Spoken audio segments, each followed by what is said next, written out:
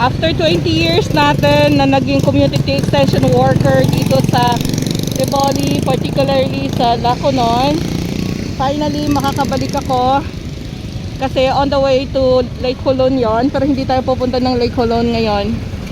I just wanna visit the community. Grabe, sementado na yung daan. Dati hirap na hirap kami pag umaakyat dito 20 years ago. Ang daming development. Akyat tayo sa bundok na yon. Yan ang bundok, akyatin natin yon. Daanan tayo sa checkpoint. Grabe, ang lamig na. Ramdam ko na yung lamig. Namimiss ko talaga yung lugar na to. Ang dami na rin mga pamamahay. Tsaka, ang dami palang plantation ng saging dito. Tsaka pinya. Diretso tayo. Andito na tayo sa familiar face. Sa lugar na to, familiar na to sa akin. Yan, ito na yung sinasabi ko noon na Trabajo, hills, rivers, valleys, and lakes, it doesn't matter. So, dodaan tayo dito. Successfully cross the river na hindi nabasa yung paa ko. Ayun, dito na tayo. Maakyat na tayo ng bundok. Ayun, may ginagawa palang tulay dito. At least hindi na dadaan doon ulit sa river. Grabe, dati weapon lang namin nakakapasok dito. At saka yung yung L3. Ngayon, no, doon tayo, aakyat tayo doon, patakyat. Develop na, sementado na talaga yung daan. Kaya tayo ng Toril. Dahil pupunta tayo ng Sitio Toril, ito yung dinadaanan natin, no? Ang dilim. Oh. Ito yung mga normal na daanan ko noon, nung community extension worker pa ako.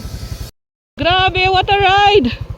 Grabe yung dinaanan, lubak-lubak, going up to Sala Cafe. This side, mga pinya. On the other side, mga saging. Yung mga saging na kinakain nyo dyan sa Manila, dito yung galing, oh. Tingnan mo. Hala. This is a good ride. Solo driver. Sabi, wala na tayong guide.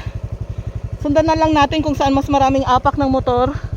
Papunta doon sa siguro this way. Hindi ko na talaga matandaan pero alam ko this way.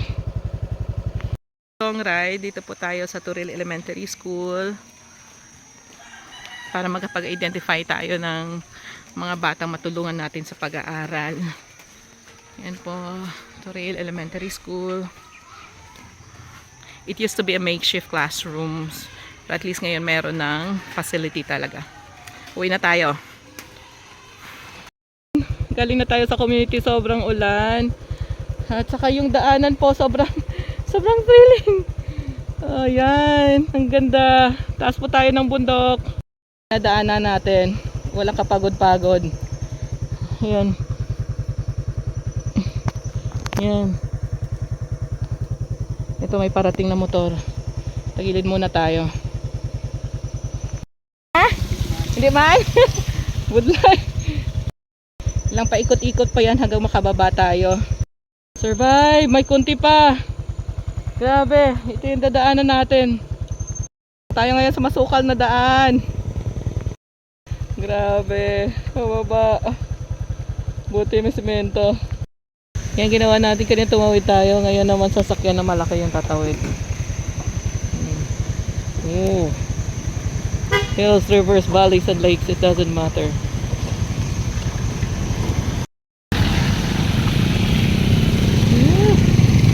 Saya, oh. Yes, saya. Oh.